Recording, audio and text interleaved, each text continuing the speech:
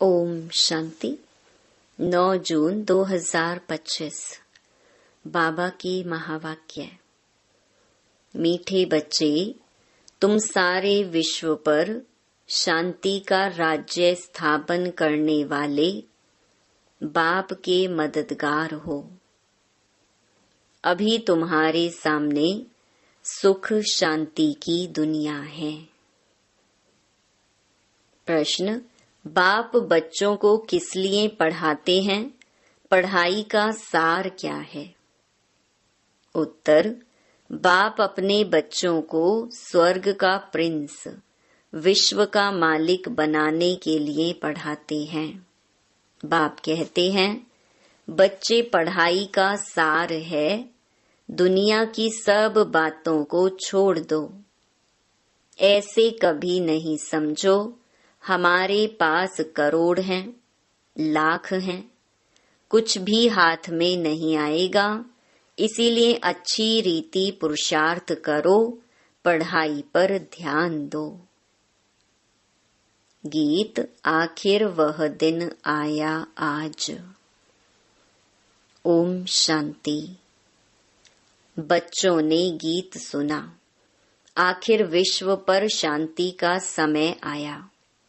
सब कहते हैं, विश्व में कैसे शांति हो? फिर जो ठीक राय देते हैं उन्हों को इनाम देते हैं। नेहरू भी राय देते थे, शांति तो हुई नहीं, सिर्फ राय देकर गए। अभी तुम बच्चों की बुद्धि में है कि कोई समय सारे विश्व भर में सुख, शांति, संपत्ति आदि थी। वह अभी नहीं है, अब फिर होने वाली है। चक्कर तो फिरेगा ना। यह तुम संगम युगी ब्राह्मणों की बुद्धि में है। तुम जानते हो, भारत फिर सोने का बनना है। भारत को ही गोल्डन स्पैरो, सोने की चिड़िया कहा जाता है। भल महिमा तो करते हैं, परंतु सिर्फ कहने मात्र। तुम तो अभी प्रैक्टिकल में पुरुषार्थ कर रहे हो। जानते हो बाकी थोड़े रोज हैं तो यह सब नरक के दुख की बातें भूल जाती हैं। तुम्हारी बुद्धि में अब सुख की दुनिया सामने खड़ी है। जैसे आगे विलायत से आते थे तो समझते थे अभी बाकी थोड़ा समय है पहुंचने में, क्योंकि आगे विलायत से आने में बहुत टाइम लगता था। अभी तो एरोप्लेन में जल्दी पहुंच जाते हैं। अभी तुम बच्चों की बुद्धि में है कि अब हमारे सुख के दिन आने हैं, जिसके लिए पुरुषार्थ कर रहे हैं। बाबा ने पुरुषार्थ भी बहुत सहज बताया है। ड्रामा अनुसार कल्प पहले मुहाफिक, यह सर्टेन है। तुम देवता थे। देवताओं के कितने ढेर के ढेर मंदिर बन रहे हैं। बच्चे जानते हैं यह मंदिर आदि बनाकर क्या करेंगे। बाकी दिन कितने हैं। तुम बच्चे नॉलेज की अथॉरिटी हो। कहा भी जाता है, परमपिता परमात्मा सर्वशक्तिमान ऑल माइटी अथॉरिटी है। तुम ज्ञान की अथॉरिटी हो, वह है भक्ति की अथॉरिटी। बाप को कहा जाता है ऑलमाइटी अथॉरिटी। तुम बच्चे नंबरवार पुरुषार्थ अनुसार बन रहे हो। तुमको सृष्टि के आदि मध्य अंत का ज्ञान है। जानते हो हम पुरुषार्थ कर रहे हैं बाप से वर्षा पाने का। जो भक्ति की अथॉरिटी हैं वो सबको भक्ति ही सुनाते हैं।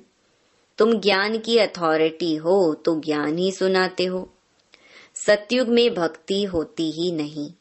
पुजारी एक भी होता नहीं, पूज्य ही पूज्य हैं। आधा कल्प है पूज्य, आधा कल्प है पुजारी। भारतवासियों के लिए ही है पूज्य थे तो स्वर्ग था। अभी भारत पुजारी नरक है। तुम बच्चे अब प्रैक्टिकल लाइफ बना रहे हो। नंबरवार पुरुषार्थ अनुसार सबको समझाते रहते हो और वृद्धि को पाते रहते हो। ड्रामा में पहले से ही नोंद है। ड्रामा तुमको पुरुषार्थ कराते रहते हैं, तुम करते रहते हो। जानते हो ड्रामा में हमारा अविनाशी पार्ट है। दुनिया इन बातों को क्या जाने, हमारा ही ड्रामा में पार्ट है। जो कहेगा वही समझेगा ना कि कैसे हमारा इस ड्रामा में पार्ट है। यह सृष्टि चक्कर फिरता ही रहता है। यह वर्ल्ड की हिस्ट्री ज्योग्राफी तुम्हारे सिवाय और कोई को मालूम नहीं है। ऊंच ते ऊंच कौन है दुनिया में कोई नहीं जानते हैं। ऋषि मुनि आदि भी कहते थे हम नहीं जानते, नेति नेति कहते थे ना। अभी तुम बच्चे तो जानते हो वह रचता बाप है और हमको पढ़ा रहे हैं। यह भी बाबा ने बार बार समझाया है कि यहाँ जब बैठते हो तो देही अभिमानी होकर बैठो। एक बाप ही राजयोग सिखाते हैं और वर्ल्ड की हिस्ट्री ज्योग्राफी समझाते हैं। बाप कहते हैं मैं कोई थॉट रीडर नहीं हूँ। इतनी बड़ी दुनिया है, इनको क्या बैठ रीड करेंगे। बाप तो खुद कहते हैं मैं ड्रामा की नोंद अनुसार आता हूँ तुम्हें पावन बनाने। ड्रामा में मेरा जो पार्ट है वही बजाने आता हूँ। बाकी मैं कोई थॉट रीड नहीं करता हूँ, बतलाता हूँ मेरा क्या पार्ट है और तुम क्या पार्ट बजा रहे हो। तुम यह नॉलेज सीखकर दूसरों को सिखला रहे हो। मेरा पार्ट ही है पतितों को पावन बनाना। यह भी तुम बच्चे जानते हो। तुम तिथि तारीख आदि सब जानते हो। दुनिया में कोई थोड़े ही जानते हैं। तुमको बाप सिखला रहे हैं। फिर जब यह चक्कर पूरा करेंगे तब फिर बाबा आएंगे। उस समय जो सीन चली वह फिर कल्प बाद चलेगी। एक सेकंड न मिले दूसरे से। यह नाटक फिरता रहता है। तुम बच्चों को बेहद के नाटक का पता है, फिर भी तुम घड़ी घड़ी भूल जाते हो। बाबा कहते हैं तुम सिर्फ याद करो हमारा बाबा बाबा है, वही टीचर है, गुरु है। तुम्हारी बुद्धि उस तरफ चली जानी चाहिए। आत्मा खुश होती है बाप की महिमा सुनकर। सब कहते हैं हमारा बाबा बाबा है, टीचर है, वह सच्चा ही सच्चा है। पढ़ाई भी सच्ची और पूरी है। उन मनुष्यों की पढ़ाई अधूरी है। तो तुम बच्चों की बुद्धि में कितनी खुशी होनी चाहिए। बड़ा इम्तिहान पास करने वालों की बुद्धि में जास्ती खुशी रहती है। तुम कितना ऊंच पढ़ते हो तो कितनी कापारी खुशी होनी चाहिए। भगवान बाबा बेहद का बाप हमको पढ़ा रही हैं। तुम्हारे रोमांच खड़े हो जाने चाहिए। वही एपिसोड रिपीट हो रहा है। सिवाय तुम्हारे किसको पता नहीं है। कल्प की आयु ही बढ़ा दी है। तुम्हारी बुद्धि में अब 5000 वर्ष की सारी स्टोरी चक्कर खाती रहती है, जिसको ही स्वदर्शन चक्कर कहा जाता है। बच्चे कहते हैं बाबा तूफान बहुत आते हैं, हम भूल जाते हैं। बाबा कहते हैं तुम किसको भूल जाते हो। बाप जो तुमको डबल सिरताज विश्व का मालिक बनाते हैं, उनको तुम कैसे भूलते हो। दूसरे किसको नहीं भूलते हो। स्त्री बाल बच्चे चाचा मामा मित्र संबंधी आदि सब याद हैं। बाकी इस बात को तुम भूलते क्यों हो। तुम्हारी युद्ध इस याद में है। जितना हो सके याद करना है। बच्चों को अपनी उन्नति के लिए सवेरे सवेरे उठ बाप की याद में सैर करनी है। तुम छतों पर व बाहर ठंडी हवा में चले जाओ। यहाँ ही आकर बैठना कोई जरूरी नहीं है, बाहर भी जा सकते हो। सवेरे के टाइम कोई डर आदि की बात नहीं रहती है। बाहर में जाकर पैदल करो, आपस में यही बातें करते रहो, देखें कौन बाबा को जास्ती याद करते हैं। फिर बताना चाहिए कितना समय हमने याद किया, बाकी समय हमारी बुद्धि कहाँ कहाँ गई। इसको कहा जाता है 1-2 में उन्नति को पाना। नोट करो कितना समय बाप को याद किया। बाबा की जो प्रैक्टिस है वह बतलाते हैं। याद में तुम 1 घंटा पैदल करो तो भी टांगे थकेंगी नहीं। याद से तुम्हारे कितने पाप कट जाएंगे। चक्कर को तो तुम जानते हो। रात दिन तुमको अब यह बुद्धि में है कि हम अभी घर जाते हैं। पुरुषार्थ करते हो। कलयुगी मनुष्यों को जरा भी पता नहीं है। मुक्ति के लिए कितनी भक्ति करते रहते हैं। अनेक मतें हैं, तुम ब्राह्मणों की है ही एक मत। जो ब्राह्मण बनते हैं उन सब की है श्रीमत। तुम बाप की श्रीमत से देवता बनते हो। देवताओं की कोई श्रीमत नहीं है। श्रीमत अभी ही तुम ब्राह्मणों को मिलती है। भगवान है ही निराकार। जो तुमको राजयोग सिखलाते हैं, जिससे तुम अपना राज्य भाग्य ले कितना ऊंच विश्व का मालिक बनते हो। भक्ति मार्ग के वेद शास्त्र आदि कितने ढेर के ढेर हैं, परंतु काम की सिर्फ एक गीता ही है। भगवान आकर राजयोग सिखलाते हैं, उनको ही गीता कहा जाता है। अभी तुम बाप से पढ़ते हो, जिससे स्वर्ग का राज्य पाते हो। जिसने पढ़ा उसने लिया। ड्रामा में पार्ट है ना। ज्ञान सुनाने वाला ज्ञान सागर एक ही बाप है। वह ड्रामा प्लान अनुसार कलयुग के अंत, सतयुग के आदि के संगम पर ही आते हैं। कोई भी बात में मूंझो नहीं। बाप इसमें आकर पढ़ाते हैं और कोई भी पढ़ा न सके। यह दादा भी आगे कोई से पढ़ा हुआ होता तो और भी बहुत उनसे पढ़े हुए होते। बाप तो कहते हैं इन गुरुओं आदि सबका उद्धार करने मैं आता हूँ। अभी तुम बच्चों की एम ऑब्जेक्ट सामने खड़ी है। हम यह बनते हैं। यह है ही नर से नारायण बनने की सत्य कथा। इनकी फिर भक्ति मार्ग में महिमा चलती है।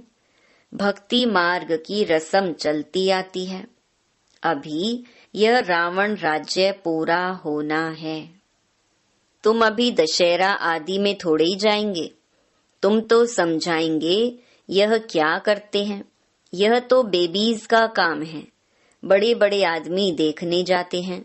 रावण को कैसे जलाते हैं यह है कौन, कोई बता न सके। रावण राज्य है ना।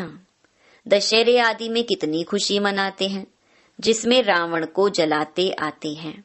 दुख भी चला आता है, कुछ भी समझ नहीं है। अभी तुम समझते हो हम कितने बेसमझ थे। रावण बेसमझ बना देते हैं। अभी तुम कहते हो बाबा हम लक्ष्मी नारायण जरूर बनेंगे। हम कोई कम पुरुषार्थ थोड़े ही करेंगे। यह एक ही स्कूल है, पढ़ाई बहुत सहज है। बूढ़ी बूढ़ी माताएं और कुछ नहीं याद कर सकती तो सिर्फ बाप को याद करें। मुख से हे राम तो कहते हैं ना। बाबा यह बहुत सहज बताते हैं। तुम आत्मा हो, परमात्मा बाप को याद करो तो तुम्हारा बेड़ा पार हो जाएगा। कहाँ चले जाएंगे? शांति धाम, सुख धाम। और सब कुछ भूल जाओ। जो कुछ सुना है, पढ़ा है, वह सब भूलकर अपने को आत्मा समझ बाप को याद करो तो बाप से वर्षा जरूर मिलेगा। बाप की याद से ही पाप कट जाते हैं। कितना सहज है। कहते भी हैं भ्रकुटी के बीच चमकता है सितारा। तो जरूर इतनी छोटी आत्मा होगी ना। डॉक्टर लोग बहुत कोशिश करते हैं आत्मा को देखने की, परंतु वह बहुत सूक्ष्म है, हठ आदि से कोई देख ना सके। बाप भी ऐसे ही बिंदी है। कहते हैं जैसे तुम साधारण हो, हम भी साधारण बन तुमको पढ़ाता हूँ। किसको क्या पता कि इन्हों को भगवान कैसे पढ़ाते होंगे। श्री कृष्ण पढ़ाते तो सारे अमेरिका, जापान आदि सब तरफ से आ जाएं। उनमें इतनी कशिश है। श्री कृष्ण के साथ प्यार तो सबका है ना। अभी तो तुम बच्चे जानते हो, हम सो बन रहे हैं। श्री कृष्ण है प्रिंस, उन्हें गोद में लेना चाहते हैं तो पुरुषार्थ करना पड़े। कोई बड़ी बात नहीं है। बाप अपने बच्चों को स्वर्ग का प्रिंस, विश्व का मालिक बनाने के लिए पढ़ाते हैं। बाप कहते हैं बच्चे, पढ़ाई का सार है, दुनिया की सब बातों को छोड़ दो। ऐसे कभी नहीं समझो कि हमारे पास करोड़ हैं, लाख हैं, कुछ भी हाथ में नहीं आएगा। इसलिए अच्छी रीति पुरुषार्थ करो। बाप के पास आते हैं तो बाप उल्हना देते हैं।